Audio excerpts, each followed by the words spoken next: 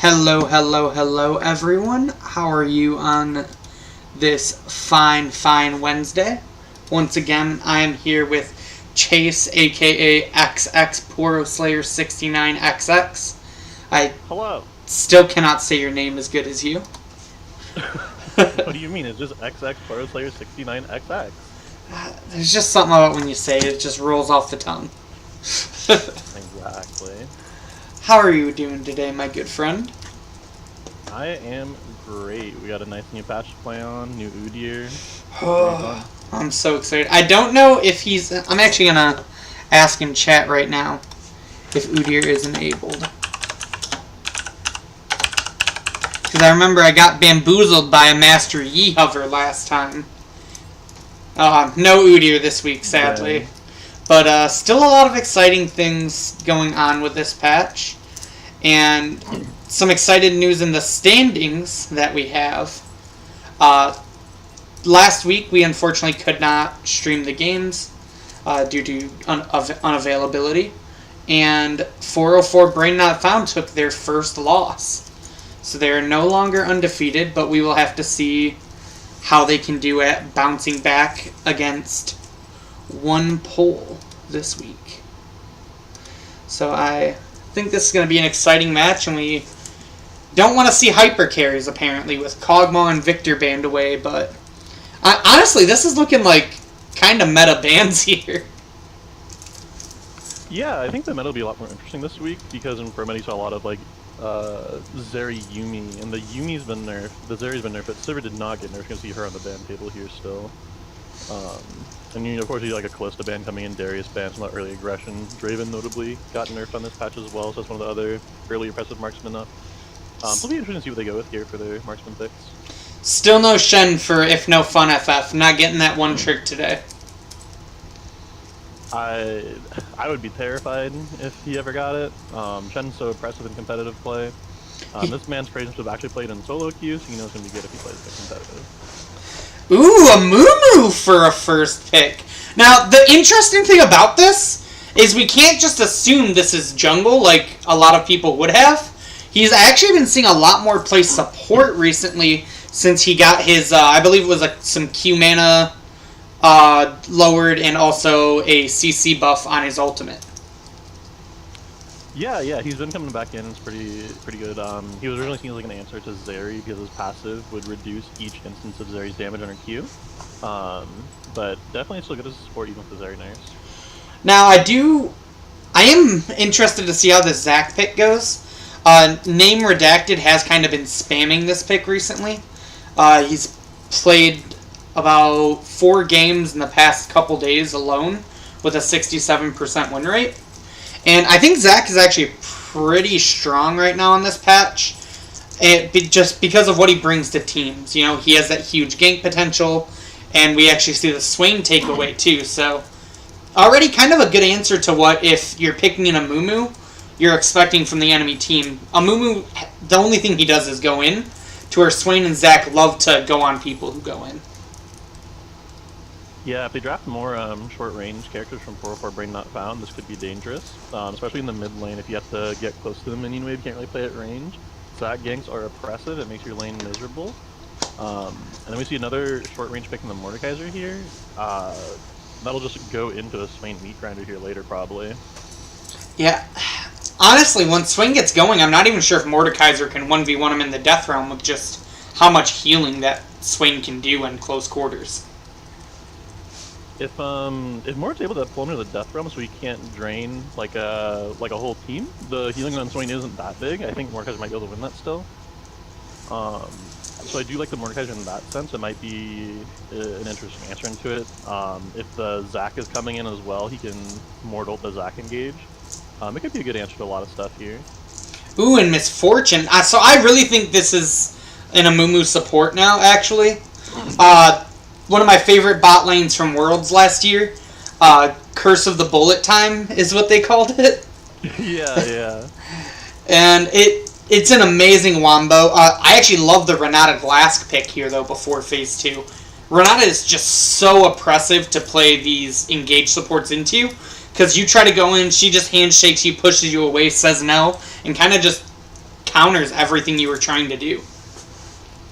Oh, absolutely. Ms. Glass has a firm handshake. It'll make it pretty difficult for a Mumu, but the cooldown is pretty long, so if the Mumu can hit the second Q as well, and if he's running Glacial Augment, he doesn't need to be right on top of him. He can stay on her, so it's not the hardest counter, but it'll still be difficult for him. The main thing is when they try to go for this big wombo with the Amumu MF, they're going to have a Renata ult coming right back up in the zone the team off of it. Looks like we're having a little bit of drafting issues on the side of 404 Brain Not Found. We did see Trundle banned away from one poll, and then that, as we mentioned, the missed pick for them was Misfortune, and then the missed ban is Jinx. So kind of targeting the thing that they have that one poll doesn't have, which is something you see pretty commonly in draft, I feel like, as we see the Kayn pick ban also come through. I wonder if 4-4 Brain Not Found is going to try to ban another hyper carry here, because they pair really well with Renata, with a lot of the big ones that would pair with her before being nerfed on this patch, or were just banned out. They might run into like just a lack of AD carries to pair with her at this point. I'm interested to see what they opt in for. I feel like the big one left that works well with Renata is Twitch. So I'll be curious to see. It's not banned. It looks like they're hovering the Caitlyn ban. Oh, they actually go to Sion instead. I feel like Twitch is kind of the easy go-to that's left up. That's what I would expect. But it's very odd that if he plays Twitch, it hasn't been banned. So I wonder if they're just going down and just banning his most played champions. A Blue Yoshi is one of the higher ranked players on this team. In lobby he's showing Diamond 4, but I'm pretty sure that's PFP. I think he's gold. Yeah, he's gold 4 on OP.GG. And we see the Ashe. So that is his next most played with 55 games. He does have 15 on the Twitch. So it looks like this is a bit more of a comfort pick as opposed to going to something that might synergize a bit more with the Renata. Yeah, I do really like Ashe. She is good in front-to-back team fights, so she'll serve that same role that most of the hyper carries will. She won't output like crazy over-the-top damage, but she still does a lot of damage. In extended fights, she can really pump out a lot. So if you just allow the free hit and kite you out, she will be able to carry those fights still. So 404 Brain Not Found is saying, if you want to try to suck me off, I'll suck you off back. And they're answering the Swain with the Fiddlesticks Jungle. How does this kind of change the close quarters team fight battles? Well, I mean, the counter suck coming out of 404 Brain Not Found is a pretty typical 404 Brain Not Found move. Speaking of other typical things, the Malzahar locked in here. Void Shifter. They're gonna have a very oppressive catch and lockdown with those two picks. Yeah, this is a very strong pick comp with a kind of like a side splash into Wombo from 404. They get the pick of Malzahar, Amumu, and Mordekaiser, and then they just have this extra Wombo on top with, Fiddlesticks ult on top of a Mumu ult and Misfortune ult. And we see the last answer as Gangplank. Now, I love the Gangplank answer, but it is one of the most frustrating things, in my opinion, in League of Legends. Why is a basic ability on Gangplank better than items in the game? Why can oranges do more things than QSS? I will never understand. And why is his other basic ability, his Q and the E, just do more damage than those ultimates do? Honestly. But as we are getting into game, we can kind of break some things down here a little bit. It looks like our top lane matchup is going to be Mordekaiser versus Gangplank. As we mentioned, his oranges, I feel like, are really important for this matchup. They're really good at countering the Mordekaiser ultimate, as well as Mordekaiser being able to pull you in. So if he has good orange timing, I feel like this lane is just not going to be fun for Mordekaiser. Mordekaiser can still do a lot. You can QSS his ultimate, but he still should be able to beat up a Gangplank if Gangplank is overextended. He has to be worried about just getting poked out. He does have his shield to help out with that a little bit. And if he can the Gangplank, you could see this matchup going in Mordekaiser's favor. Okay. So it's really going to come down to timings and if Mordekaiser can use his abilities together to get Gangplank on top of him where he wants him. Right, like I see the counter he's trying to go for with the Gangplank so he can't get Mortalted, but I don't think that's going to be that big of a factor. There's a small interaction where it does counter, but I don't think that Gangplank's going to counter this Mordekaiser on a larger scale. Okay. Now, in the jungle, I feel like we're not going to see a lot early on. Both Fiddlesticks and Zac can gank pre-6, but a lot of the time they just want to farm up. Zac wants to get his points into his E. Fiddlestick really wants to get his ultimate before. So I feel like until 6, we're probably going to not see too much going on in the jungle. What do you think? Right. That would be the expected thing here. Like you said, they both want to farm, get their ranks and everything. Synexus, though, is no stranger to just flashing into someone's lane as Fiddlesticks and fearing them. I have seen Fiddle be able to do really creative clears. He can do multiple camps at once. Then he's able to just cheese some ganks pre-6. Like I said, normally I would expect him not to gank a whole lot, but knowing Synexus, I would expect him to be on the map still. Now, in the mid lane, we have Void Shifter on his signature champion Malzahar versus Avena. I'm definitely not saying that name right. On Swain, another champion that Void Shifter is pretty familiar with. How do you think the matchup is going to go, especially with how familiar Void Shifter is on both sides of it? I wouldn't expect a whole lot from either one going into this. I believe that Malzahar's Spell Shield can still block Swain E unless it's fired at like point blank range, because the Spell Shield takes a little bit to fall off. So you're going to be able to later getting pulled. I assume those would be pushing waves into each other. The matchup can be a little difficult for Malzahar, because Swain can just Q his little gremlins that he sends out, and so he can lose the push that way. But it just depends how aggressive Swain wants to play it. If he wants to get pushed, I think he can, but most people just see push to the Malzahar because they're not really sure how to play into it. Okay. And then when it comes to bot lane, I honestly really like both of these bot lanes, but I do kind of give the tip to the Ashe and Renata. Like I mentioned, the Amumu engage can get countered. The handshake is on a longer CD than Amumu having 2 bandage tosses, but a handshake into pushing it into Misfortune while Ashe just volleys and slows them, I feel like can be really oppressive if Misfortune and Amumu don't play this lane right. Right.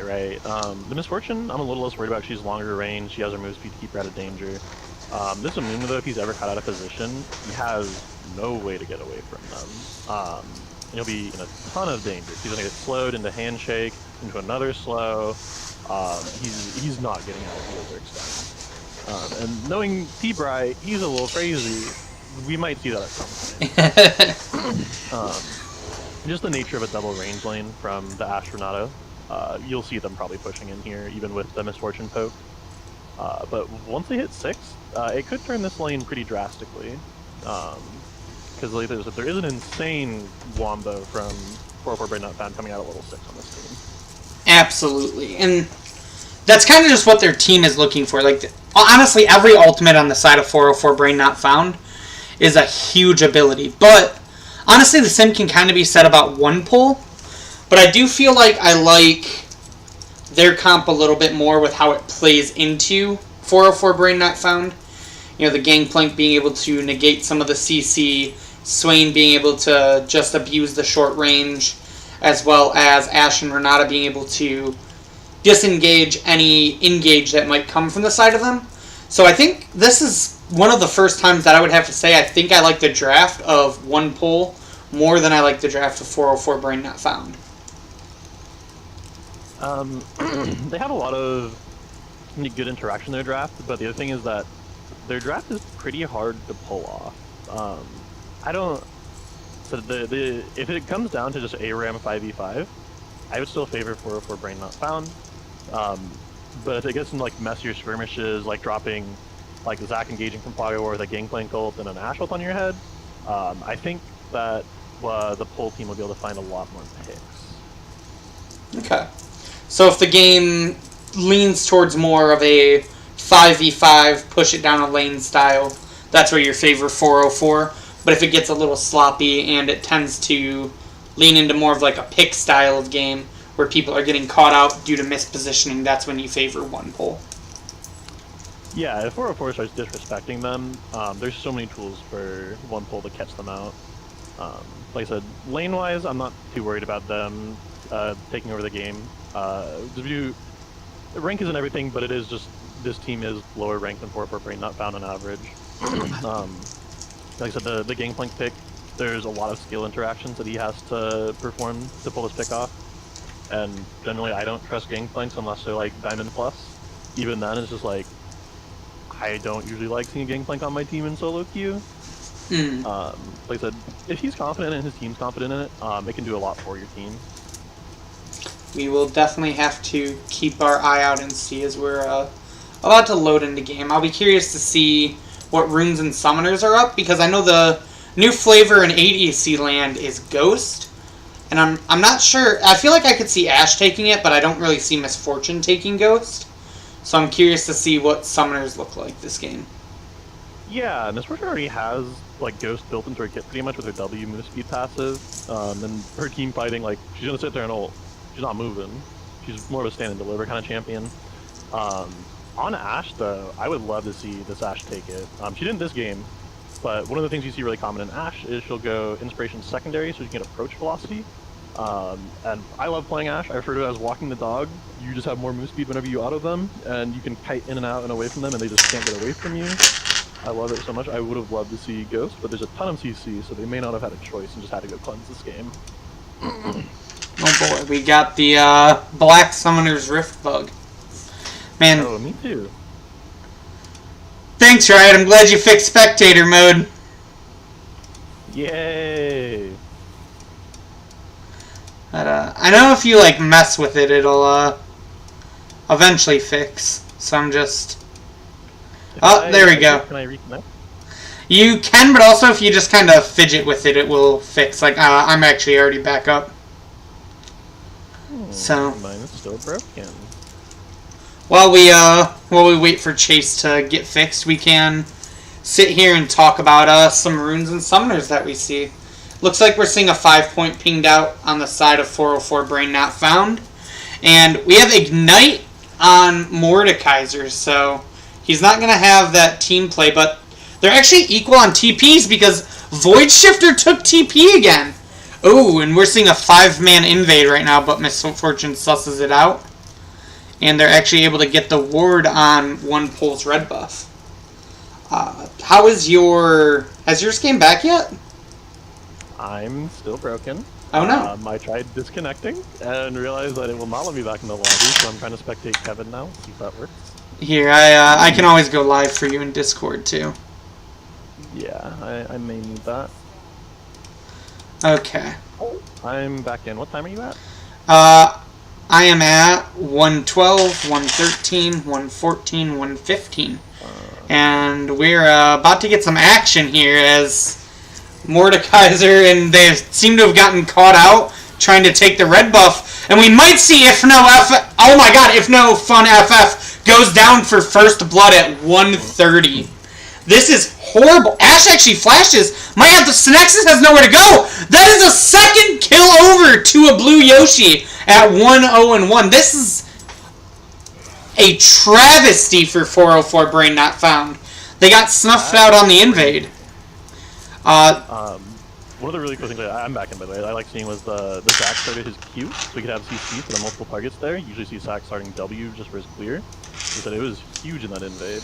Yeah, that was insanely well played by OnePoll, and really shows, that they're looking to play as a team. They're not looking to play for themselves this game. Absolutely, it was a very smart rotation there. What time are you at again, by the way? I'm at 221, 222, 223. I am synced with you. Boom! As we see a Mumu going for a good engage, getting a good chunk of damage there onto the Ashe. It's been a minute. Do you remember how to zoom out? I believe it's shift and scroll, control shift scroll. Control shift. I can't get it to work. Something like that. Well, anyways.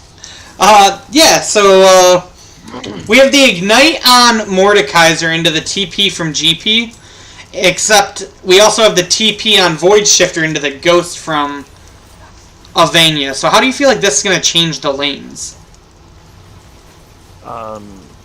If no fun FF, running the Ignite, he did miss a lot of CS from the initial invade, so he might just be down because of that. But he is sustaining pretty well against the Gangplank. The Gangplank's doing a lot of damage trying to push him in. He might be able to look for a kill if he gets good damage on him when the wave's not huge. In the mid lane, though. Oh, we might be seeing a big engage by Zac here. The flash comes out for Misfortune, but Amumu doesn't really have anywhere to go. He's kind of stuck, but the Ignite comes down onto Zac. He does go into Blob. We'll have to see if there's any follow-up. Misfortune is actually getting a lot of good damage back off, and Renata and them do have to back away. Swain does get the spell shield, and all in all, I would say that's a... Oh, the big Amumu engage. We might see a kill go down to Kaysel. A lot of damage coming in. Zac goes back in for the engage. He's able to get the knockup, and Name Retracted has slain Kaysel. Amumu goes in to try to get the kill, and we see Synexus come in with that big E to take the kill on a blue Yoshi. We have another bloody game on our hands, as it's 1-4, and we see a 1,000 gold lead on the side of OnePool already. Synexus walks in and slaps your girl's ass. What do you do? you just take it, apparently. Yeah, really interesting thing, both these junglers being so active in the early game like this. Both of them like pretty steady games, but from what I've seen for Not Brain Not Found, they don't care about steady games. Yeah, they like to make it messy, and Mordekaiser's trying his best up here with Brick to make it a little dirty. Brick did take that early TP to get that Sheen, which you typically see on GP. Sheen's a huge power spike on that champion. Yeah, it was really good base timing from him. You'll see now if No Fun FF is struggling just because he doesn't have the HP to finish pushing that wave. GP could pull a freeze if he wants, but it looks like it won't. He's just clearing a ward at the moment. But if No Fun FF definitely wants to get a recall at this point because that Gangplank Sheen is dangerous. Yeah, absolutely. He is in a bit of a rough spot while GP has that Sheen, but the lane just is not in a position that he can afford to back. You know, that is really isn't. That is the downside of seeing, as we get a good example of Synexus 2 camping right there. That's the downside of not taking TP, is you do get these awkward lane timers, and he's kind of just stuck in lane right now at half HP because he can't get the wave shoved in. If he really needed it, he could call Synexus. Oh, is this a solo bolo from Void Shifter? Oh, it is! I wasn't sure if the burn would get it, and this is why you don't give this man Malzahar. He just knows every limit of this champion, but we do see a Gangplank ult coming down too. He's able to flash out, as is If No Fun FF. So no sums on If No Fun FF and no kill picked up. And we have action everywhere as the Amumu comes in, the handshake comes in, but Renata Glask is taking a lot of damage, but Ashe is able to spray down the arrows and back them off so Roden can get away. Even with the early kills coming in for red team here, you still see this Amumu MF combo. The MF is just absolutely oppressive with that E on cooldown. Yeah. One of the things I want to talk about though from that mid lane fight, just what demonstrates Void Shifter's mastery over this Malzahar so well. If you just press all your buttons, that Swain was not dead. What he did though was he let his E tick on him, and then when the E was about to expire, he used his R, which the E will keep going in the duration. And as soon as he came out of the R, the E wears off, and he had it back up again because he spaced his abilities so well, and landing the Q at the end to extend the E to secure the kill. Very well played, and if he had not played that exactly how he did, he would not have gotten the kill. And it kind of gets rewarded, you know, this infinite lane pressure that we're seeing from Void Shifter, as well as Kaysel and T-Bry, leads to Synexus being able to pick up that first dragon. And with the buff dragons that we had from a couple patches ago, every dragon matters. Absolutely. Before you just let people ignore the dragons, but now they're... We might see a big engage come in from Zac. He is able to pull him in. The Swain pull hits, the ultimate comes down. Swain's kind of low, though. He does have to back off. He flashes back in, though, to get a big chunk of damage, but not enough to take down Void Shifter. And if no Fun FF is here, Swain pulls him in to get the Zac, but the Zac is able to jump away and make it. Rain comes down. We're still fighting on every side of the map right now. There is no chill in this game, as Mordekaiser's about to take a plate for all of his work. Everything is on fire. Everything is fine. No one's crying right now. I'm not crying. You're crying. Oh my god! KO! If no FF gets the kill on your tower! That's the double kill with the Mordekaiser ult! This man is a monster! They send T-Bry into the support position from the preseason for this man for a reason, and it's because he puts in work like that. Another beautiful... I didn't even see Synexus on the map there! He comes over with the amazing Fiddle Engage, follow it up with the bullet time, and now Ashe is completely zoned off from this tower, and they're picking up plates. This is the 404 Brain Not Found we remember. That botch in the beginning, forget it ever happened. But Zac is going to try to pick up his Gromp here. But he's in a 1v3 right now, Swain. That is not his Gromp, but it might be his kill as Synexus goes down. The Gangplank all really turning everything. Ashe is not in a good territory, and that is a 3-for-0 as 404 Brain Not Found disrespects their opponents a little bit there. Okay, sorry, sir, so sorry, that's your Gromp. I thought it was like a rage ping, because after the bot lane dive, I saw an assist ping and an on my way ping to the bot lane tower. And I was like, someone's a little salty, but I guess no, that was a really good rotation out of Swain coming down there to help secure the bot side for Zac. Because by all accounts, like I thought that bot side was just gone for him. But with the Gangplank ult, they managed to turn that fight. Mistfortune wasn't able to really walk up since we're just staying on tower, maybe just a lack of communication. We just really didn't expect that roam to come in, but either way, very good roam. Now, we are going to see Gangplank get bullied a little bit here by this massive Mordekaiser. He does have Triforce, but Mordekaiser's still going to beat you up when you're on top of him, especially when both of them have 2 kills here. If no, he just has no fear, though. He's like, look, my Fiddle's right here. I'm walking up into the 1v2. I'm not scared. It might have been just he was worried about where the jungler was, but I would have really liked to see Mordekaiser push that first fight harder. He had Ignite, Gangplank had no flash, and Gangplank's on like a 3rd HP. Is this... Zac is able to keep the Swain alive, but he just... Why did he keep going? Synexus is now able to pop the blobs. I'm sure that's going to lead to a kill. Mistfortune ult comes through, almost killing Ashe, and Void Shifter gets the kill as a return. You gotta respect the Leandries! Yeah, that Swain was just too low HP to be out there. He thought he was fine with his ultimate, but he didn't have stopwatch. He's never going to out-heal that Malzahar damage to Leandries at this point. Absolutely not, and 14 kills at 11 minutes. Nothing less to expect from a 404 Brain Not Found game. Right, they're almost up 2k as well, even though they're even on kills. Gangplank's up in CS, the Fiddlesticks is massive up in CS, mid lane's massive up in CS, and so is bot lane, despite all this fighting. Not to mention the turret plates that they were able to get bot lane. They've gotten almost 4 turret plates bot, 3 mid, right. And the only turret plates on the side of one pole is a measly 2 on Gangplank. Right. I think one of the big reasons you're seeing this is just the rank disparity. Like you see, Red Team, they can absolutely fight back. They're even on kills. It's just like this CS, they're picking up waves at the right times. Oh no! Great room bottom, and it was a good fight. Brink, but he's down almost 50 CS now. Brink didn't see it coming. He had no idea the Mordekaiser was waiting in the bush for him, and if no FF gave him the hammer. Surprise! I thought that was Fiddlestick's job, but if no fun FF, the spooky Ghost King over there.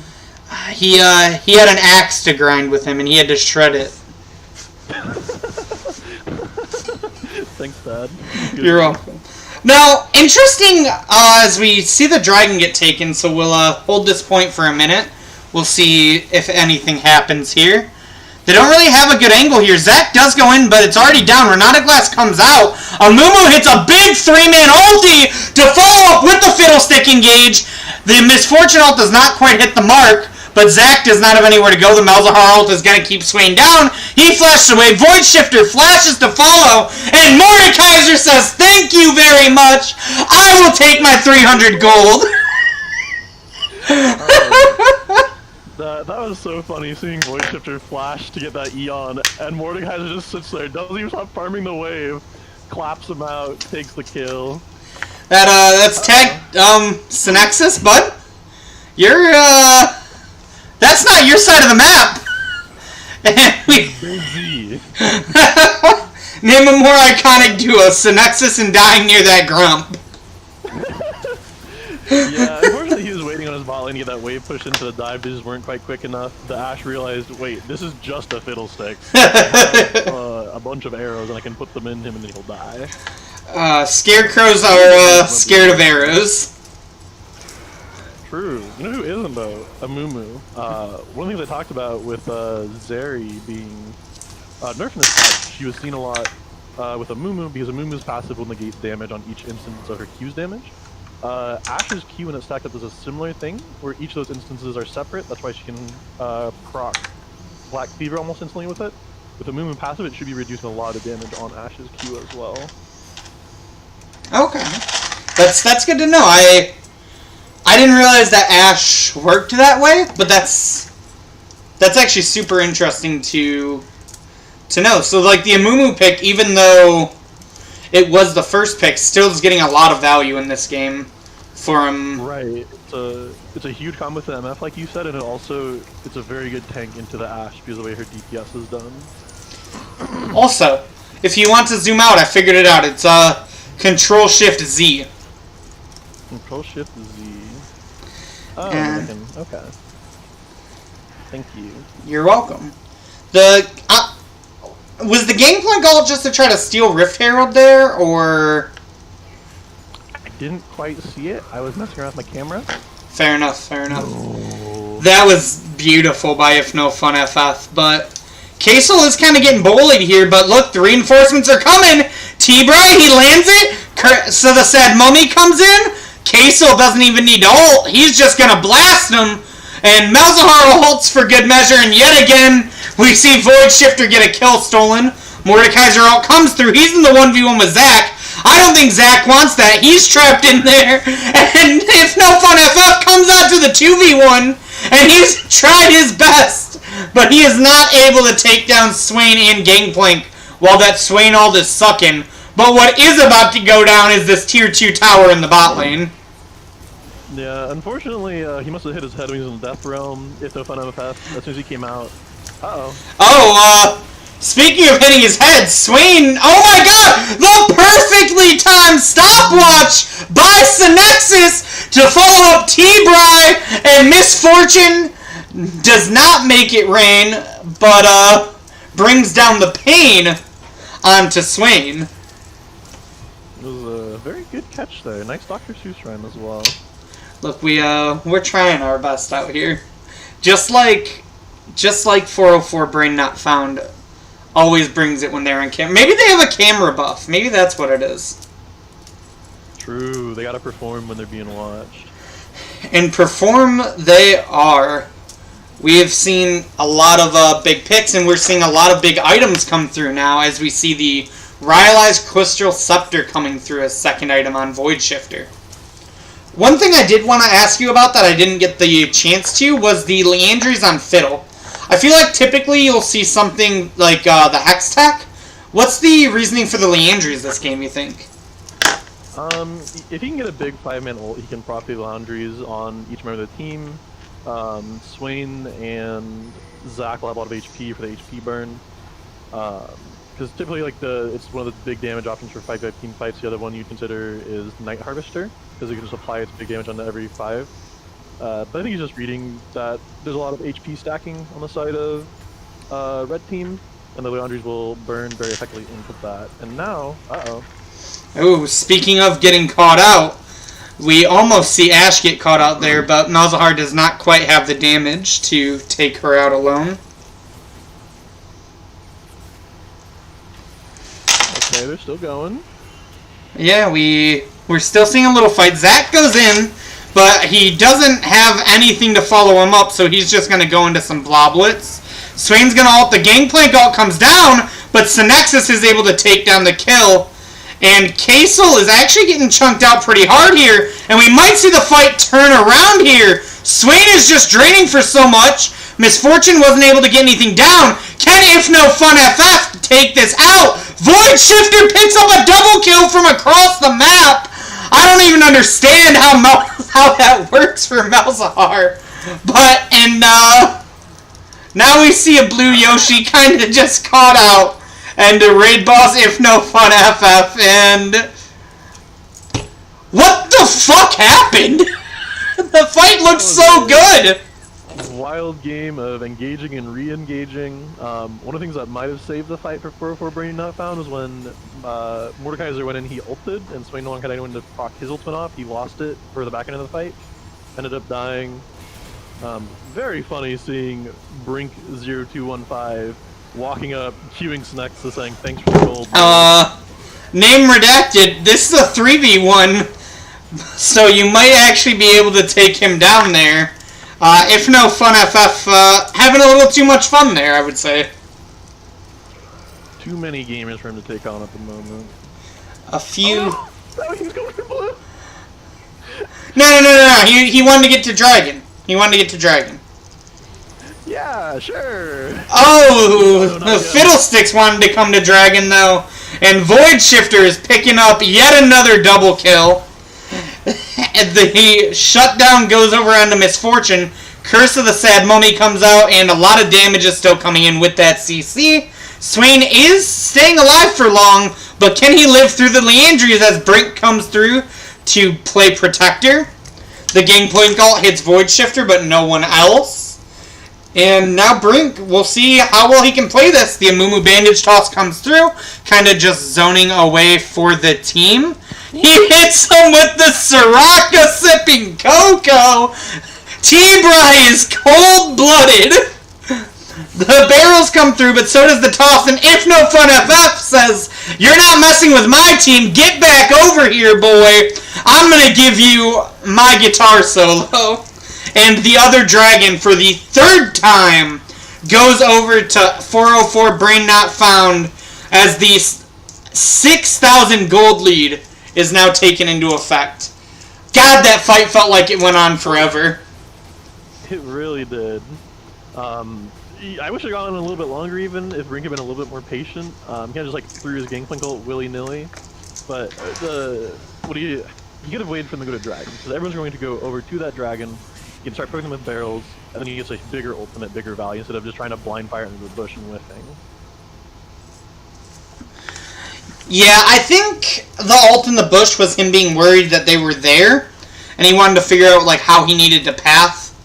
But I feel like your ultimate is just so important on Gangplank that using it just to check and see if anyone's there is probably not the right call. Kind of like T-Bry's stopwatch.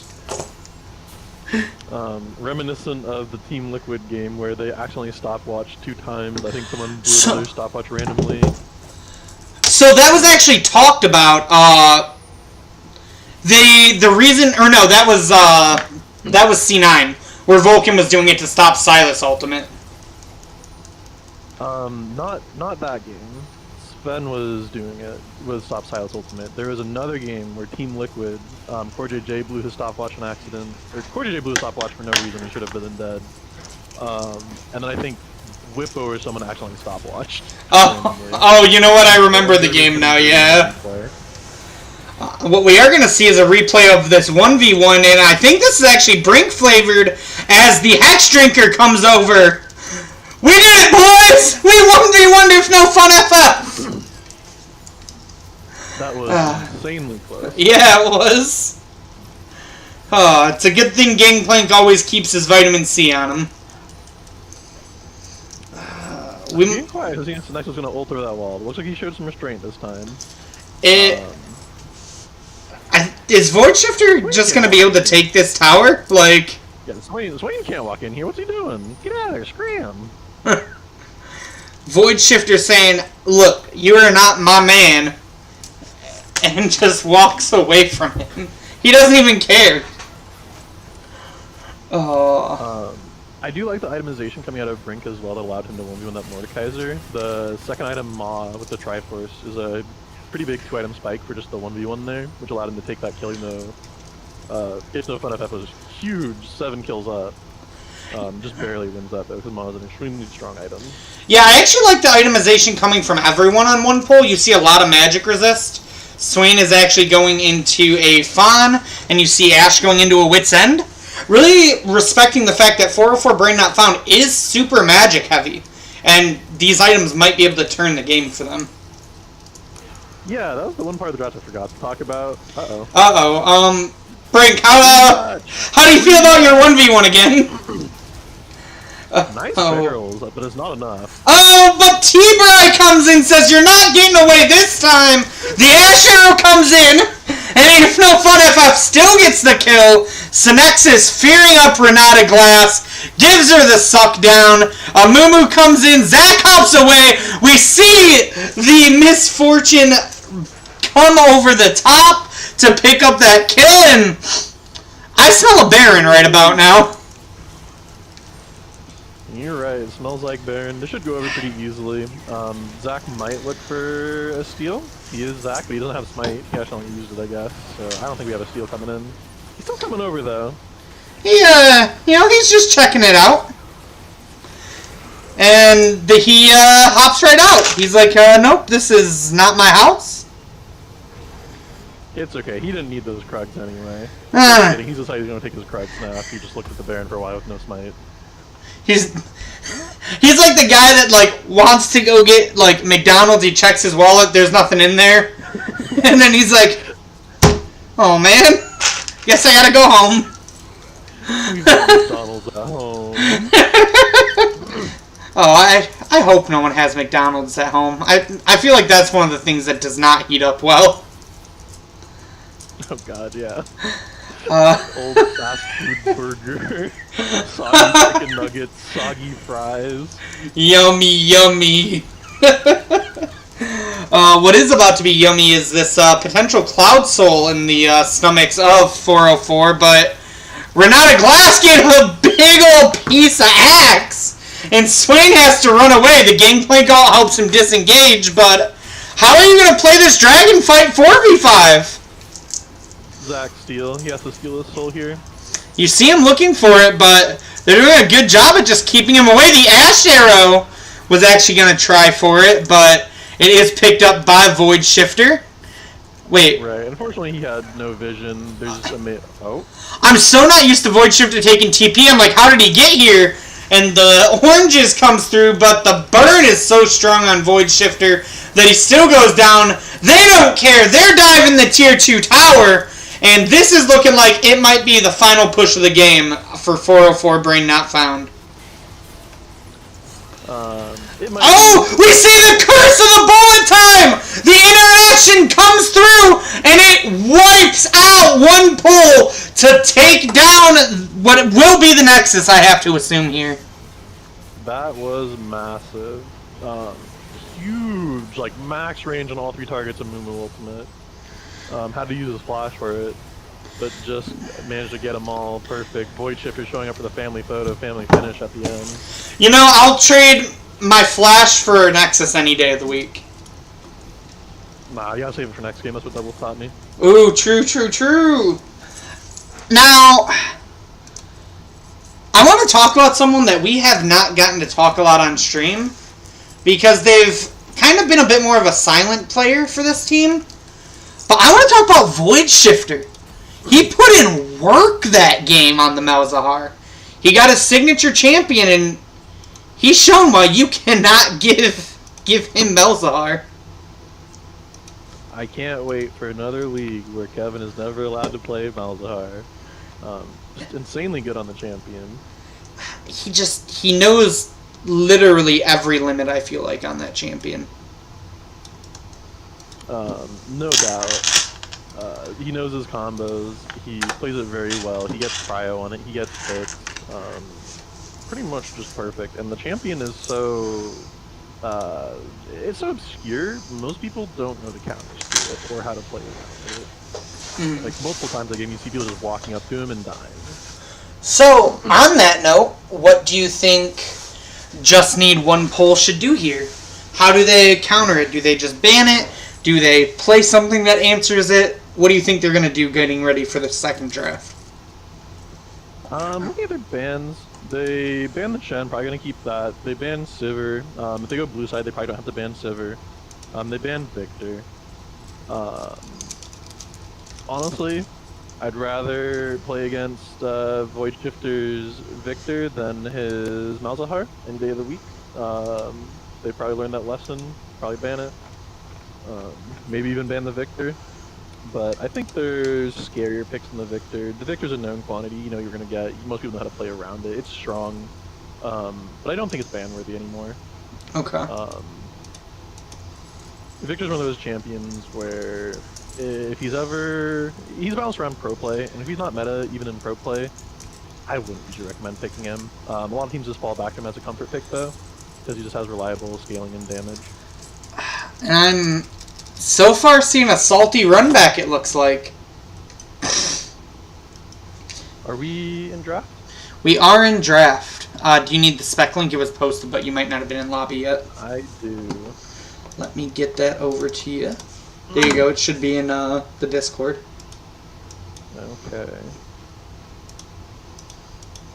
So yeah, we have literally the same exact bans and a Scion first pick for Just Need One Pull. Their top laner does spam a lot of Scions, so it'll be interesting to see him on his actual pick.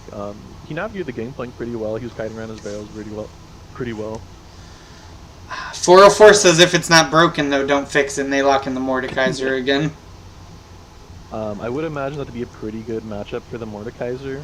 A lot of what Scion likes to do in lane is just push and wear people's resources out, using his shield effectively to make them go and just get the push on and make him take minion damage. But Mordekaiser doesn't really need to worry about that. He can spam his abilities on the wave no problem to keep the wave out of his turret. If he ever sees Scion charging up his Q, he can cancel with his E. I do like this matchup with Mordekaiser. And they're back to the Janna, with Scion and Zac picked up. I really like the Janna pick. I feel like it's really good at disengaging both of those champions. I love Janna. They picked Zac into it, they are trolling. They picked Swain into it, they are trolling. Now, Janna's gonna make this game so hard for them to play. They have this short range comp that likes to go in again, so they drafted Zac Swain. And that is exactly what Janna counters. She's a great enchanter, she can buff her ADC, but the thing that makes her different from other enchanters is she has the best disengage in the game. If she doesn't want you near her, you won't be near her, you're gonna get ulted, you're gonna get tornadoed, you're gonna get slowed. It's so unplayable with those champions. now how do you feel about Synexus trolling this game? He's doing a little bit of trolling. Another great pick. He can drain the Scion, get a million stats, drain the Zac, drain the Swain. He has so many good targets. Again, he loves teams to try to come into him in these short-range comps. So does Mordekaiser. This is Draft Gap Exodia Galaxy Gap right here. Now, hear me out. Just one pull. Ban Malzahar. They do still have time to ban the Malzahar. You can at least fix one of your problems. There we go. I'm surprised that we didn't see the Malzahar coming in first round. Void Shifter is pretty used to getting it. If it's not banned first round, he should know it's going to be banned second round. It always happens.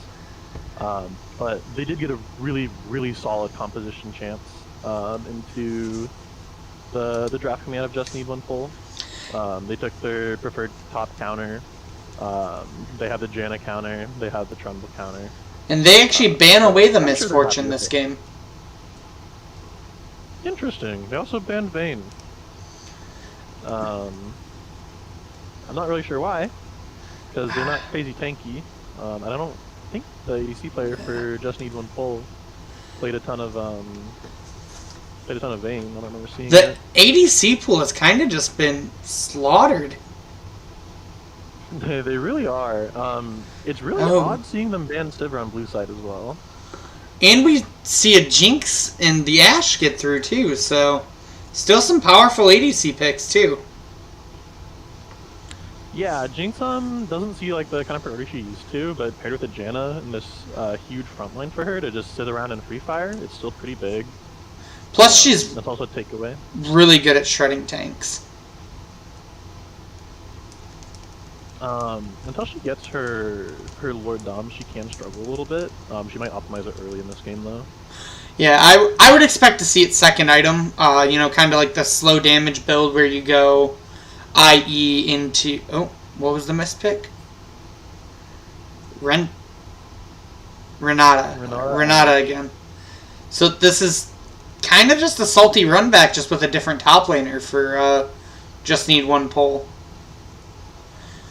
And I guess a different band too. I wonder if it's just like a comp they've been practicing or something. It's very odd. The comp is pretty good, but it's just very, very strong counters coming out of 404 Brain Not Found. They're even bringing in Anivia here now as well. How do you ever get on the top of this comp? Like... Oh yeah. Honestly, I think the hardest part might be just 404 Brain Not Found slowing down for a moment to play their comp. Because they do like to be pretty aggressive, and this comp is limited in its tools for finding that kind of stuff. But if they just go walk to the dragon and say, hey, what up, come fight us, this comp is insane. Yeah, I definitely agree that 404 Brain Not Found's comp is insanely good into what Just Need One Pull can do. So how can Just Need One Pull get an advantage this game?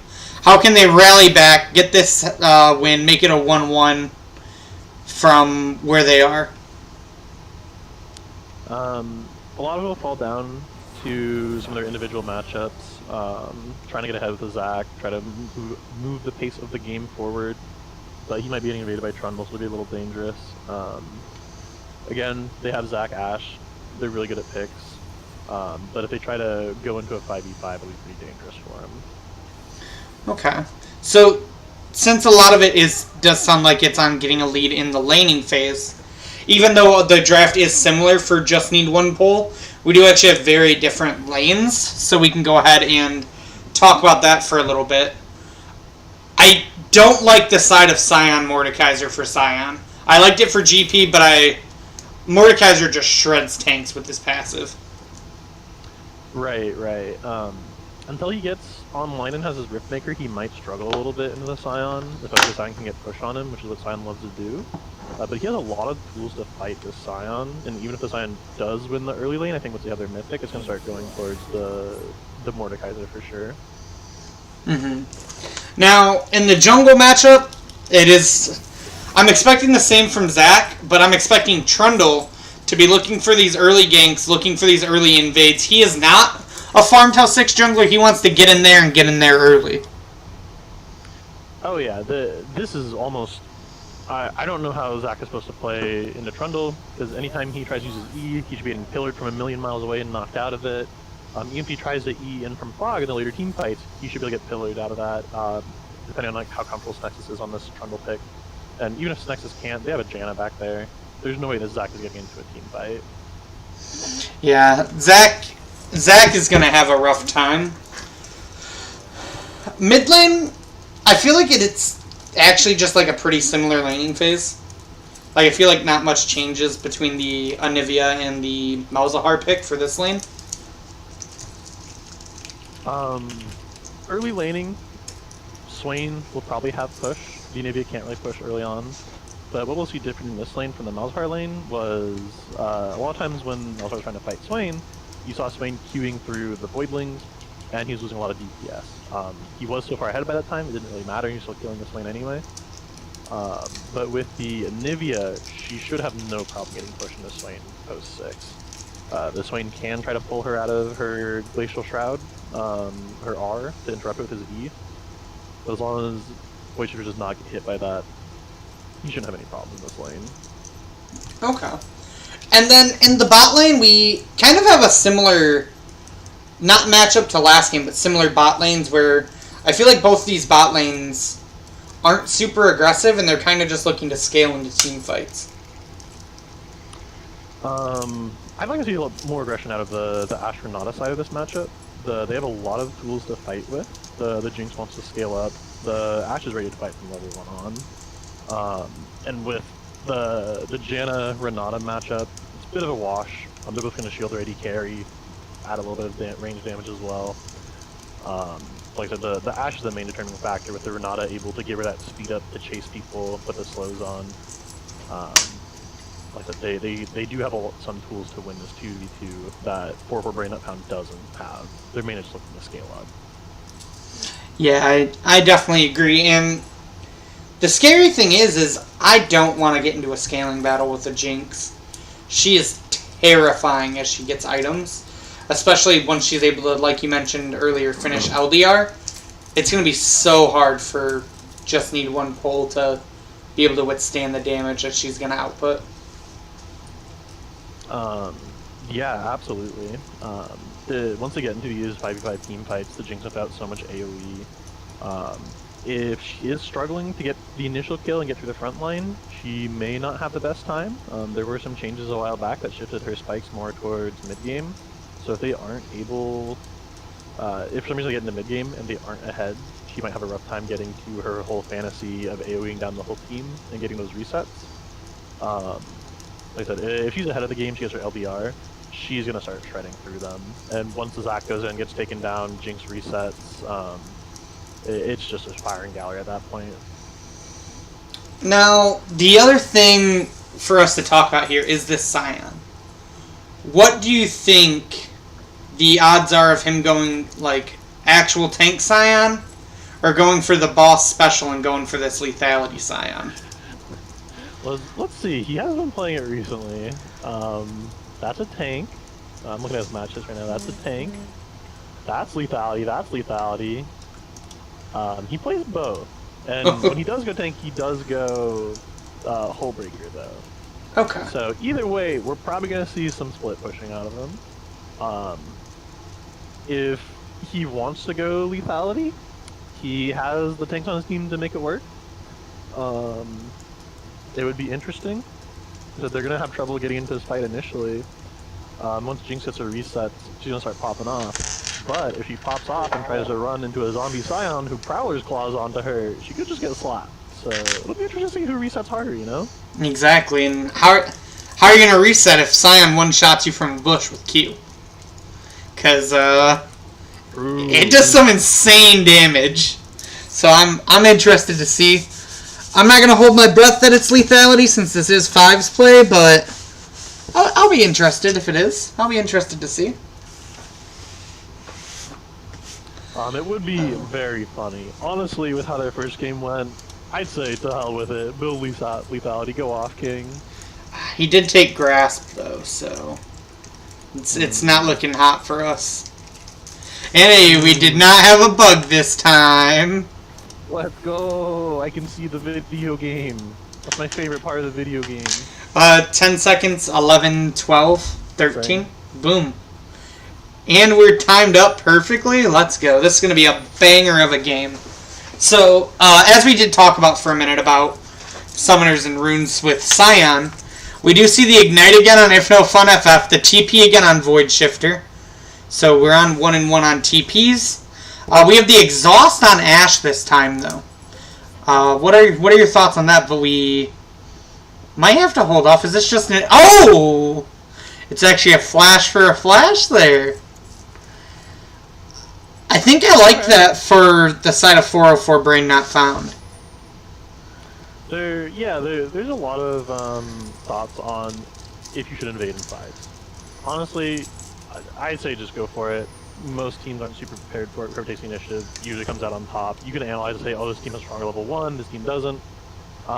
Most time you just see interactions like that. There's also the outlook of, does my team like volatility early, does my team not like volatility early? They trade Swain Flash for Trundle Flash. With that, mid's going to be very vulnerable to ganks. Trundle Pillar into Anivia Q, you're probably going to get chomped by Trundle and killed. He's going to proxy tempo on you and murder you. But if he doesn't find that gank, then he's fine. On the other flip side, Trundle is going to struggle to invade into this Zac if he wants to. So maybe we'll see a little bit of time for the Zac to farm up. If he invades, he might get caught without flash and die. We'll have to see.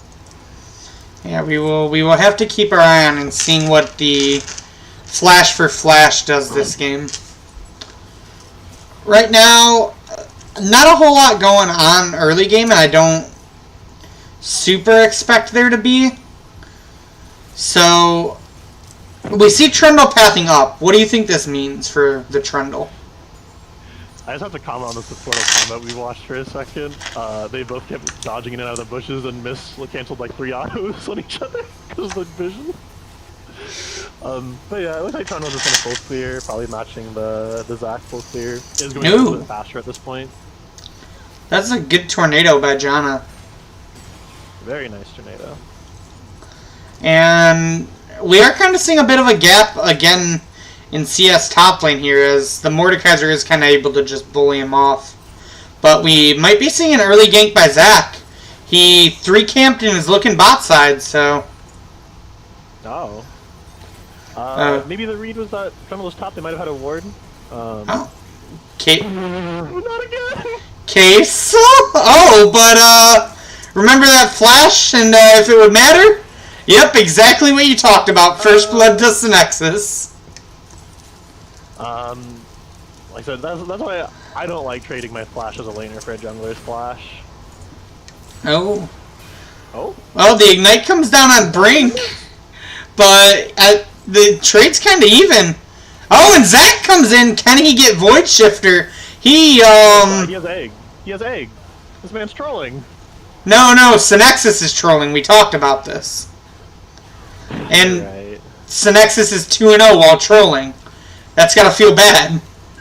Uh-oh. But, back to the top lane 1v1. I think Brink wins this. If no FF, he flashes short, and Brink picks up the solo kill. What's that game? Cut the tape. If no fun FF walks straight in that bush. Oh my god, Synexus is 3-0 after getting his flash burned at the beginning of the game.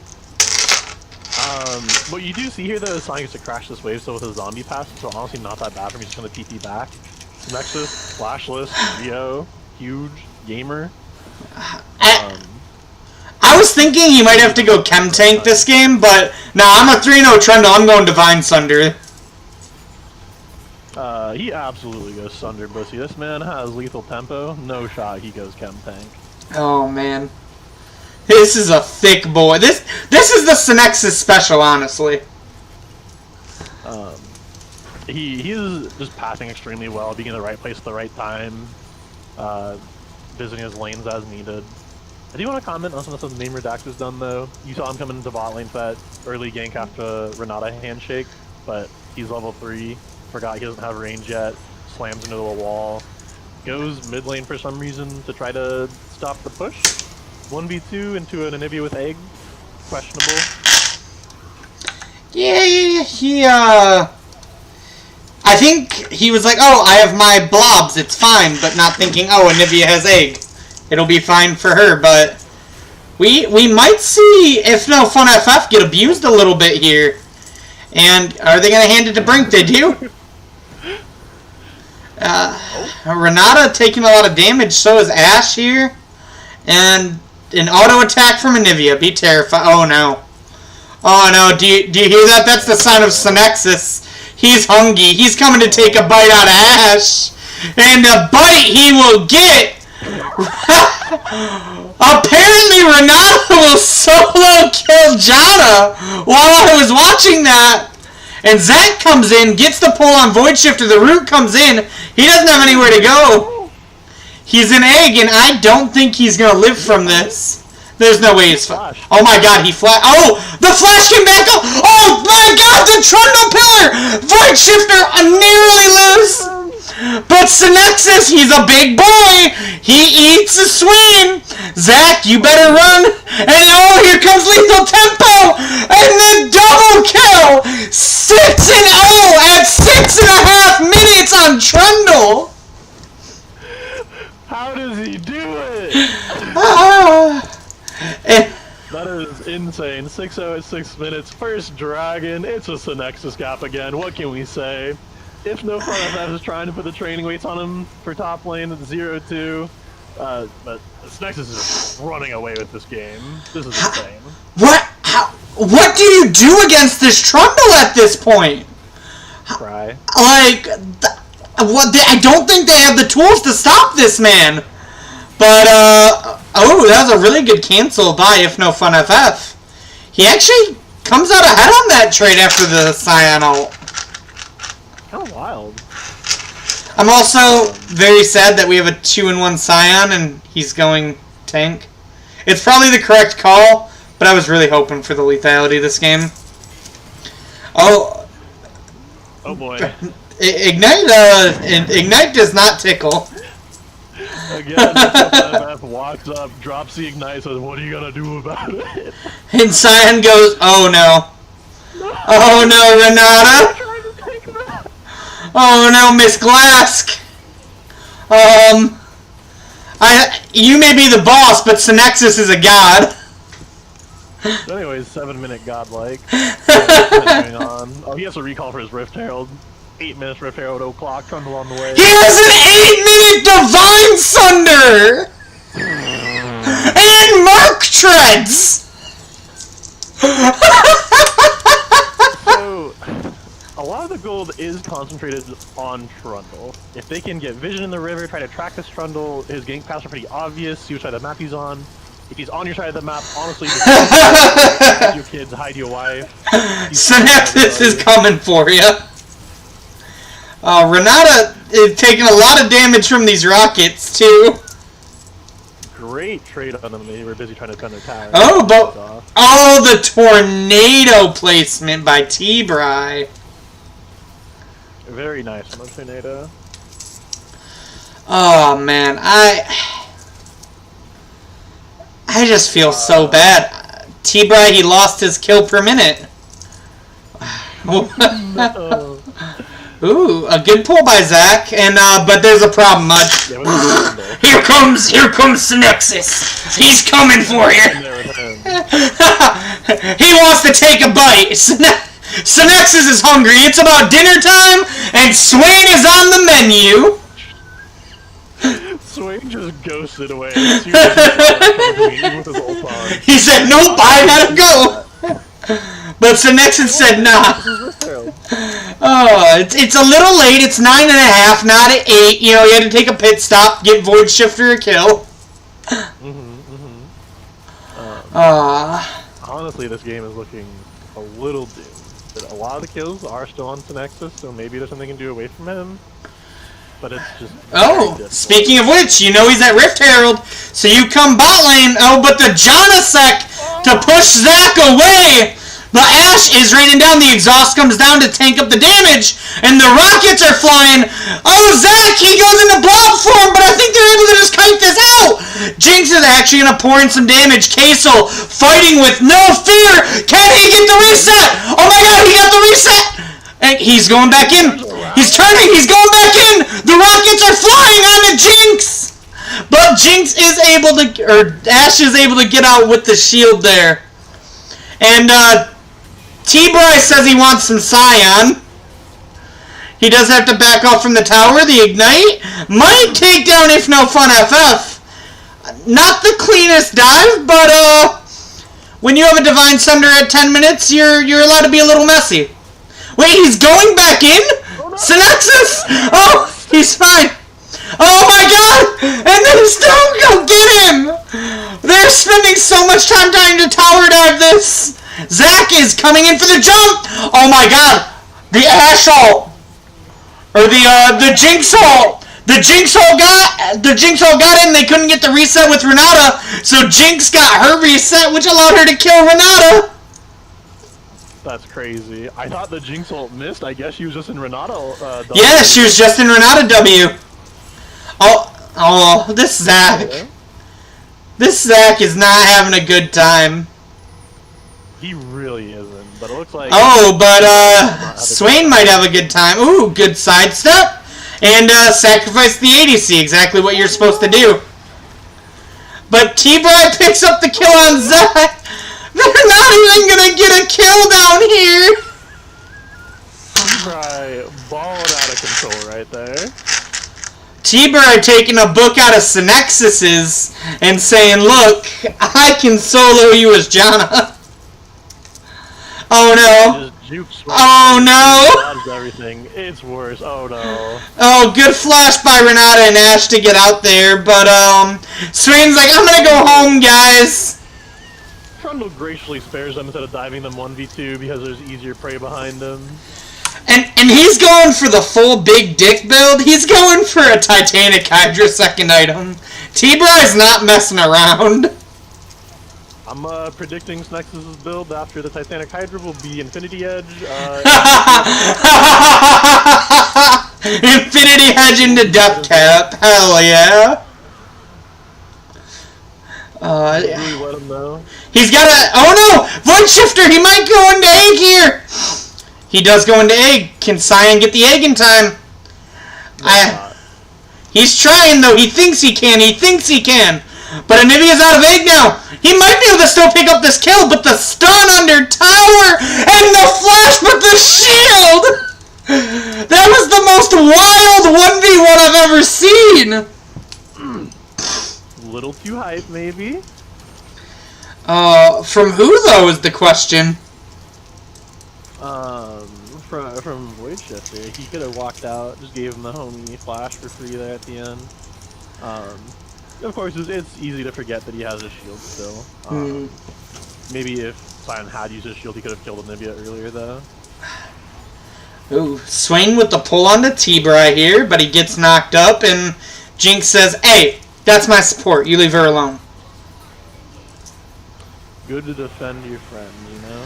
Oh, but no one can defend Ashe while in Death Realm. Oh, no. The Ashe arrow and exhaust comes down, but he misses! Oh, no. And then we swap over to mid! Everything misses, but Synexis can't miss his auto attacks!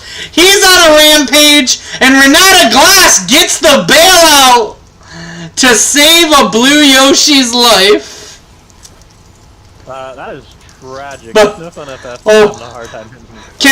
can anyone save? Can anyone save Redacted though? Oh no! Oh, Void Shifter. The power of Freylord unite. There you saw the interaction I talked about earlier where Zac tried to E away. Synexis just drops Pillar on him. You don't even need to wait. As long as you just cancel the initial part of Zac E, he still can't use it. It goes on cooldown. Even after he still almost got away using his ulti to knock people away and bounce out, but then there's just another wall put up by Anivia. Full Freljord comp. Kind of cheating. So I don't wanna make a big deal, but it's 54 CS on Zac to 105 on Synexis. Richie, you're always like this, making a big deal out of the huge Synexis gap. Like, we get it. He's good. Come on. You know, some people are just built different, and Synexis is built different. He's going Bork next item. This man. Yeah, that's pretty cool too. I was hoping for the full disrespect build, but he's building a fun build still. Synexis is having a great game, but to highlight the rest of his team, though, they are also doing pretty well. Mordekaiser's kind of been running it, but he's still been putting the hurt on every time he's gone down 0-3. In the bot lane, you have Janna playing out of their mind, T-Bry. When Zac ganked earlier, it looked kind of troll when he ulted in the middle of them and pushed the Zac into his AD carry, but it stopped him from getting the second part of his Q off, which was pretty huge. And I do want to shout out Void Shifter as well this game. You know, the reason Synexis got this lead was the... Oh my god. No. Oh my god. I can't even finish my thought. I feel so bad for this Zac. I said every objective on the map belonged to Synexus now. I guess I was wrong. That blue belongs to Jan. It belongs to T-Bry. T-Bry making the top gap even as support. Stealing the blue buff away. I don't know if you win this one, Mordekaiser. Cyan's got a little bit of gold on you, but Synexus definitely wins that one. It looks like Mordekaiser just figured that out partway through the Death Realm, just walks it off. So, as we see them just take everything, as I was mentioning, I want to shout out Void Shifter for the beginning of this game. You know, we do see Synexus like hard smurfing, but he got that lead off the back of some really good assistance from Void Shifter. Oh no, Miss Renata. Oh boy. Where did she go? Are they just ending the game? Dancing Rift Herald, let's go! Are we about to see a 17-minute win? Let's go! Oh no! Nah. They flashed it in and killed the Zac too with the Jinx rocket! This is illegal. Yeah, they're just ending. Oh, neat. So if you ever want to know if rank matters, do I got a VOD for you? Oh boy. You know, it looks like Synexus was in danger. I was wrong. Hold on a minute, the game's not over. The Ash Arrow lands, the Scion knockup comes in, the Swain Pole is not AO, he does get the Janna, and that's 2 kills, that's 1,000 gold shutdown onto the Ash. I can't believe it. T-Bar I know wins those. It's still an 11,000 gold lead at 18 minutes. So, you know, I'm not saying there's not a chance, but I'm not saying there is a chance. I think the dragon might be going over to... Nah, Synexus is gonna... He's gonna flash Bite Smite. When's his flash up? It's close. I'm telling you. He's going for it. He's not... His ego's in, says he needs this. Oh, Synexus, no! For the stream! For the stream! Yeah, unfortunately I think he just made the call that his flash thing to be up. It came up like right as the dragon died. He didn't have vision either to get in there. Oh, he wanted it though, you could tell. He was hungry. We do have a... Oh no! Wait, Void Shifter is just ending the game! Why? When did Void Shifter... Void Shifter has TP, so I didn't even think to look for it. He just takes a Nexus Tower.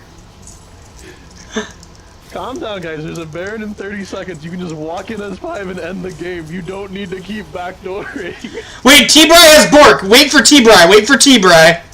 I want to see what this 3-item at 20-minute Trundle can do. T-Bry's gonna walk in and just bite the Nexus until it dies. You know, he might be able to. I don't know if they can stop him. Now, I think they can if they just keep running it at this point. Just grab the Baron and end the game. Scion has Hull Break. They don't need Baron. You ever see a Jinx pop off? Oh, me neither, because it's still just T-Bry. The 12 kill Trundle. There you have it. Scion did buy Hullbreaker though, so you were right. He's here to split. So yeah. A little messy on the end, a little bit of trolling, but they did manage to finally like just walk in and hold hands and end the game. Good to see. I was calling for Baron, but like I said, they don't really need it. But the main thing that it gets teams to do is just group up and stop trying to go for so many individual plays. You should grab the Baron and end. Who do we give MVP to this game, like, or this series? Like, T-Bry smurfed this game, but he didn't have the best game in game 1. I'm still kind of leaning towards Void Shifter. Void Shifter had a really good game in game 1.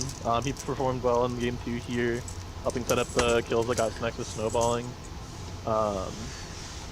So Nexus did have a 7-0 at 7-minute game, which is pretty impressive. 7-minute Divine Sunder. That is But true. I mean, we've already heard from him. I don't think we've heard from... Yeah, let's get Void Shifter in here. Oh, wait, I went to type Kevin, but I realized I can't just type Kevin. Because, there are multiple Kevins. Give him 2 pings. Boom. 2 pings. Let him know we mean business. He's off league already. He might... He gone. They're already gone.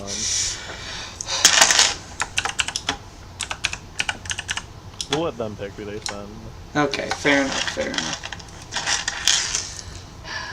It's probably past Void Shifter's bedtime, knowing him.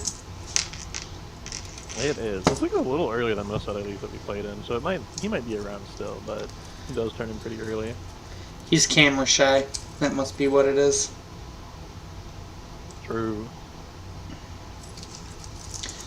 Hey, we got the man, the myth, the legend himself. The blue buff Stealer. What do you mean blue buff Stealer? The Trundle? Still blue with the freaking tornado. Tornado, yeah. Instant blink tornado too, like not even like... Yeah, that was funny. Oh, it was beautiful. I was about to make a point about like how Void Shifter did a really good job setting up T-Bry, and then you steal that blue buff, and I just couldn't speak. It was pretty funny. I guess it was just one of those games for them. Yeah. It's like, alright, let's go next. Yeah. Did you notice that your Trundle had a Divine Sunder at 7 minutes? Did you notice by the end of the game, Trundle had 3 items before their jungler had 1? I did not notice that. I noticed that he had 3 items, but... Yeah.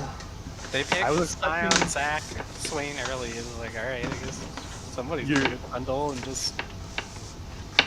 That draft was so over in the first 3 picks. That was... Oh, that was a disgusting They draft. have no damage. They have basically no damage right now. So, I don't think we've gotten to talk to you since the swap to support. How has that been? It's good. I mean, this is where I would have preferred to be. Kasil and I have been playing for years, so we've been duoing for years. Okay. So it's just that. Yeah, definitely. We're reunited. Yeah, it's fun. I know Void was kind of thrown off, because like, Evan and I argue all the time. He's just like, you guys have the best relationship down there. We're just like yelling at each other. I would not have guessed what the two would do for you, considering like you guys talk as well when I played with you. Yeah. I mean, it's been a little bit since I played support, because like when I was top lane, I was basically playing top lane the whole time. So, I've only been back to support for like a month maybe. What kind of supports do you like playing? You kind of play like a psycho even when you're playing enchanters, but I think this is the first enchanter game I've seen from you on the Janna, which was a pretty good one. Dude, aren't you supposed to play as a psycho at Janna? True. I mean, I did walk up and let Renata kill me, and I could have just dropped her in the face, but... Wait, did you know she was in there and you just walked into her? Yeah, well, we knew they were both there, and Trundle was coming around. I mean, there was a small chance that she backed, because, like, she had gotten pretty low, so I thought maybe she'd just back instantly. I mean, she left the Ashe down there when later in the game when only, like, 4-man went bot and just... Like, sorry, Ashe, it was nice knowing you. It was pretty funny seeing you just walk into the bush and get popped though. So standing behind I her. mean, whatever, it's like, I die to Renata, there's no assist given away, and I get 2 assists. Gold swing. Yeah, that was the game changer right there. I sacrificed my body for 2 kills. Now, Richie? I was just gonna let him know that next, if he really wants to carry as an enchanter, he's got to pick up the Dark Seal technology.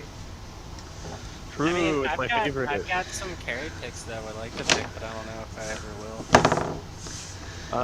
Looking at Janna specifically, I play it a lot, and like look at your KDA. You had the most deaths on your team, still at 2. You usually play pretty safe on Janna. Sorry if you die, you get a ton of assists. You can stack it up super well, and your ulti and your E has very good ratios on them. Yeah, I probably could have done it. I was trying to rush the Chemtech Putrefier because they had a decent amount of heal, so it's like, but I mean, Yeah. I guess I could have thrown 350 gold at that, but I mean, 10 KDA is pretty good. So. True. It's better than my solo queue. My solo queue KDA on Janna is only like 7. Only 7. What are you doing? 0.2 kills, 2.7 deaths, 17.6 assists. that Janna gameplay. Janna's So fine. I had to die a couple times. I mean, just so I can't get that like unkillable Demon King, whatever. Exactly. Unkillable Demon Kings are cringe. Don't Yeah. do Unkillable Demon King, kids. Yeah. You can Nobody die as a likes treat. Yeah. If I ever see a Yasuo with unkillable Demon King, like he doesn't play Yasuo correctly, clearly. It's supposed to go True. 10 first. True. Unless what it's is the he enemy doing? team Yasuo. My team Yasuo goes 0-10. Well, yeah, that's probably just Faker. True. So. Um, Yeah, I think it's nice because like, so Kevin and I can really, or Silver and I can really expand. Like, I can more or less play whatever, and so that just opens up like way more bot lanes. Like, I mean, I played a Mumu game 1. What? So was my Mumu not psycho enough? Like, fucking landing a your Q, Mumu- ult flashing 3 people. That's yeah, not that was crack psycho. at the enemy base when the end of the, like right in the middle of 3 of them. Yeah, why not? I mean, it's whatever. If we get the kill, I don't care. I can die, whatever. I should specify, I didn't say just your enchanters are psycho. You play everything like a psycho, and I'm happy to see it continue on enchanters as well. Alright, perfect. I can't wait to play Leona for you guys or something. Just alright, I see 5 of them. I'm going in. Just 5 He's myself. going. When you played a Mumu, were you guys aware of the Mumu passive damage reduction, like working multiple times on Ashe Q when they locked it in? Well, not. Wait, working on multiple times on Ashe Q? So, you know how Zeri's Q does like 7 bullets, and a Mumu pass was a hot damage reduction, and it works on that like multiple times on each bullet? Yeah. Ashe's Q fires off 5 instances Yeah, of physical so damage, it's, does the same thing it's to gonna it. do the same thing. Yep. I mean, we didn't purposely pick. I mean, we picked the Mumu first. So Yeah, they pick Ashe Ashe picked into it. into it, so and then also went like the lowest damage Ashe build you can possibly go. They, But that might have been because you guys were like almost full AP minus the MF, but like... that's yeah, fine. I mean, yeah. MF wants to go lethality either way. Yeah. I mean, MF feels kind of bad into Zac though. There was a point where MF started ulting and Zac was just right there and said, "Ma'am, please stop," and just turned it off.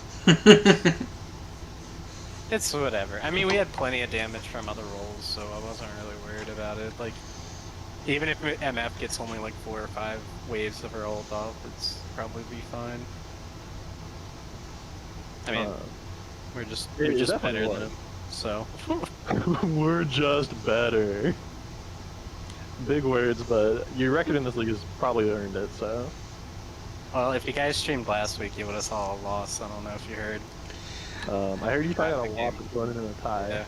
Yeah, we tied. We lost, dropped a game. One game won in like 24, 25 minutes, and then lost game 2. Tragedy. I mean, it's fine. The weight's off our shoulders. We don't have to like be undefeated Yeah, no anymore. more pressure. So it's whatever. The team that we were playing gets as controversial anyways because they had a sub from like another top team on their team. So like, Right. in theory, they're not going to be able to have that sub every week, even though I think they're going to try anyways. So, I'm surprised there isn't anything in the rulebook about not being able to sub for other teams. so the thing we heard was that there's nothing in the like. Yes, you can sub. You can't play on 2 different teams. But if you're like an emergency sub, which means one team loses the ban, but to me, they dropped a gold player, picked up like a high plat player. It's like, so it's worth just losing a ban, because a ban's like Yeah. nothing to them at that point. Like, he's gonna make up more than a gold player would in that position, so we'll see. Other teams will sooner or later catch on to it, and they'll probably start complaining, and then we can complain. Is But this the? it's hard the for us first to split of this complain league? after. I'm sorry? Is this the first split of this league? Yeah, this is the first regular season, so Okay, it's just I'm hard surprised for the us rulebook to thing complain hasn't right now, ironed out. because it's like, oh, they're just gonna be like, oh, the top team's salty, they lost a game.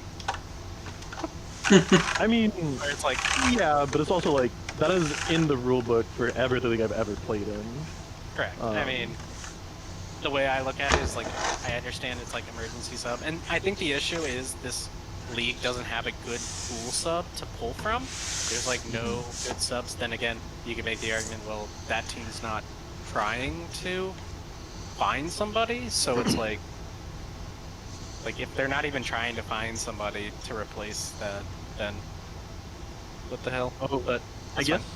Are you not allowed to sub from outside of the league? no, you can't have subs from outside the league. No, they need to be. Okay, I inside the wonder league. if they need to But, have like, a rule then about capping the amount of There's times you can plenty use the of sub. there's like 3 or 4 gold players looking for teams. Like, you could find a jungler.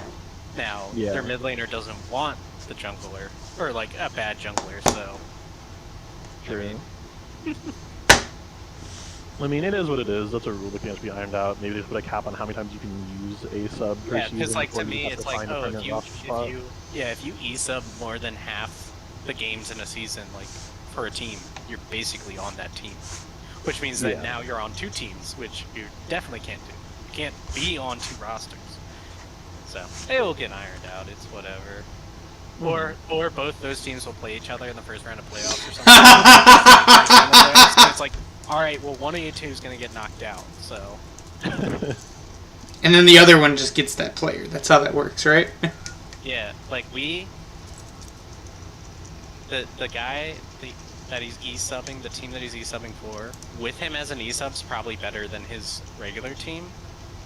So it's like but since he's e-subbing, he would have to go back to his regular team for playoffs, and they can beat that the team that he e-subs for. So hopefully they will just knock him out, and then we don't have to deal with the one team with the e-sub in there that beat us. But it's Yeah. fine. It was good because we spent a whole bunch of time after the game talking about it and like figuring out mistakes. So Yeah, I heard you guys threw super hard. yeah, we did our normal like, hey, Rift Herald, let's keep on pushing, and then we all died. What? You guys have never done that. You didn't try to end Yeah. game 2 and then just die. No way. I'm pretty sure I was baited by like, all right, it's 17 minutes in the game. I want to get this 17-minute win, like straight up, like without It would have been the pretty funny. I thought it was gonna happen. Yeah. I mean, our Nivea trolled our AD carry by putting a wall between and walling up our AD carry. I don't know what you're talking about. That would never happen. He also TP'd to backdoor, and I'm like, what the hell? I I'm know. pretty sure he did it for you two, to be honest. Like, he only Yeah, did it it's a because you little two are party. watching. I seen it happen, and I was like, wait, what's going on in base? The insane backdoor TP, how does he do it? Did I have any good, like, just channel ult and immediately walk away and not do any, like, channel ult nothing and immediately walk away? I don't think so. Most of your look pretty good. I You had know. a really good. Just remember our old support. You had a really good Janna suck. There was one time where Zac ganked you, and you went in the middle, and Janna ulted the Zac towards your AD carry, but it was actually huge because he had his Q going, and you interrupted him from snapping people back to his Q. Yeah, the reason I did that, I mean, it kind of sucks for me to carry because now I'm putting Zac on top of him, but it's keeping Ashe and Renata out of the fight. So it's Yeah, like you can it- just sit there and wail on It the was very Zac, good too because he was trying to. He'd already gotten on your AD carry and had his Q tether on your AD carry and trying to run to the minion wave to try to snap you guys together, but you just pushed him back away from the minion so he didn't have a target. Definitely and your was AD what carry I got was planning on doing. I had all those in my mind, like the meme with all the equations flying around. Mhm. Yep, that was Mhm. it. That was me. Mid Dude, game. your Janna brain's huge. Yeah. Press E on 80 carry. Alright, anyways. Good job, well played. Yeah, basically. You cracked a Zac engage one time too with your tornadoes. You played Janna well. Don't sell yourself short, King. It's I was saying, like, going into the game, I was like, I wonder if I'm gonna hit any of those quick snap tornadoes to stop the Zac. You did. So those are always nice. And then Zac's like, alright, I didn't even get aftershock proc, like now he's just like stuck in the middle of nowhere. Super sad. He had Trundle and Janna, and he picked Zac. It's just like, no way, no shot. Yeah, the Anivia pick was good too, because it's like that also can just like separate their front line from back line, and it's like, alright, then we can just punch through the... I mean, Sion was basically never there for any fight, but... He got a hull breaker at the end of the game. Why? Like, why? It's like... It's not like you're gonna be able to split push, you're gonna be team fighting, because we're way stronger, we have like 2 or 3 Drakes, like...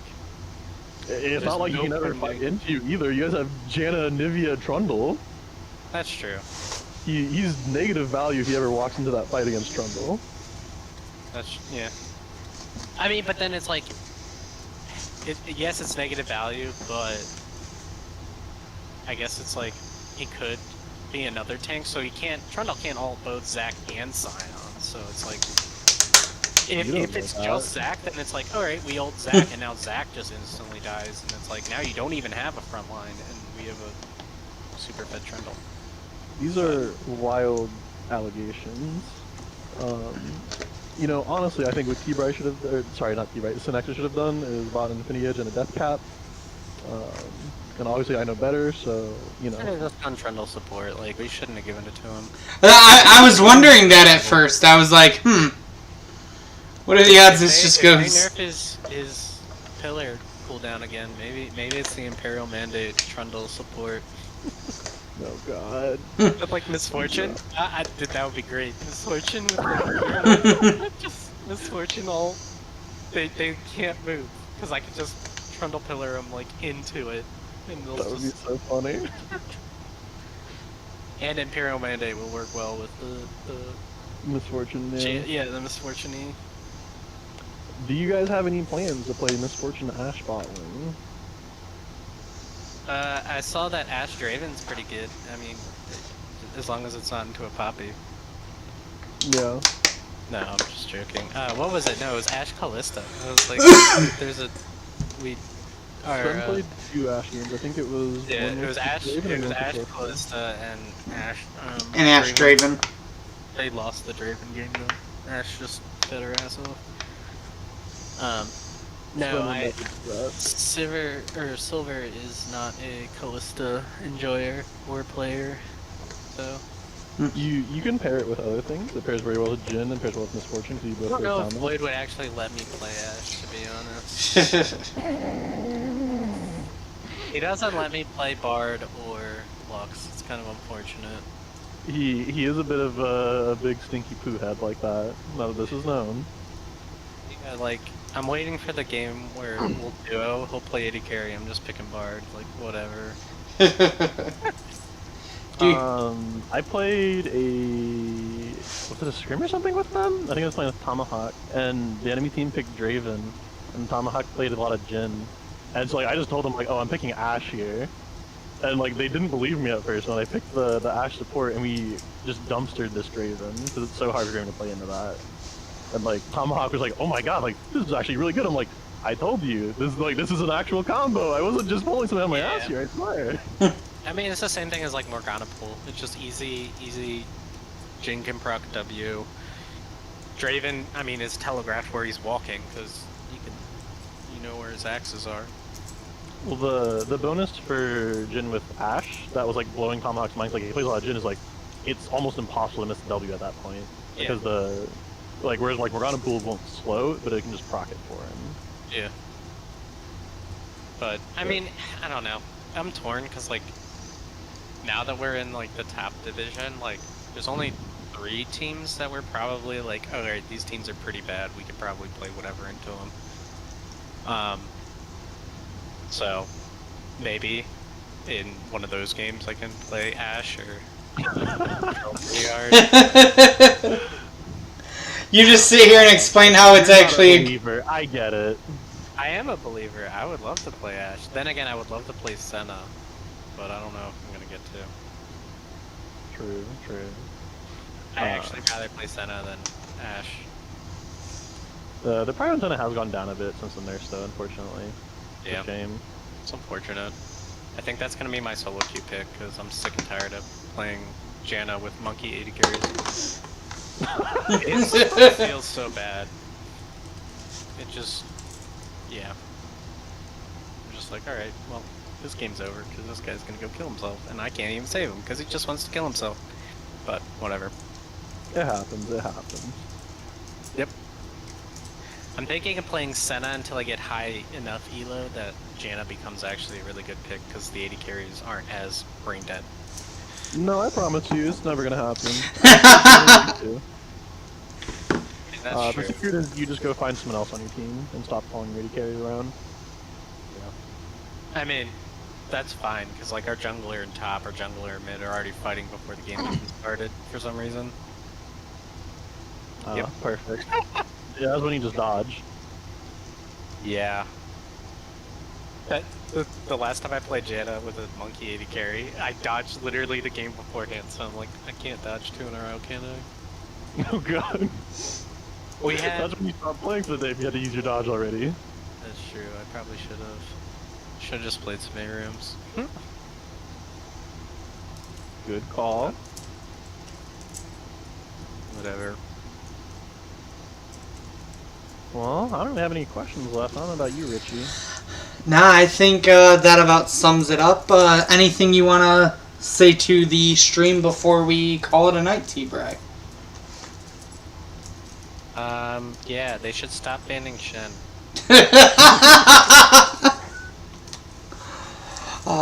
And on that note, I want to thank everyone for hanging out and watching. If you can, make sure to give us a like, a subscribe, and try to interact in chat as we do these. It will help out a lot. It's a lot of fun streaming for these guys, and I want to thank you guys again for letting us do this. Yep. And with that, I hope everyone has a wonderful night, and I will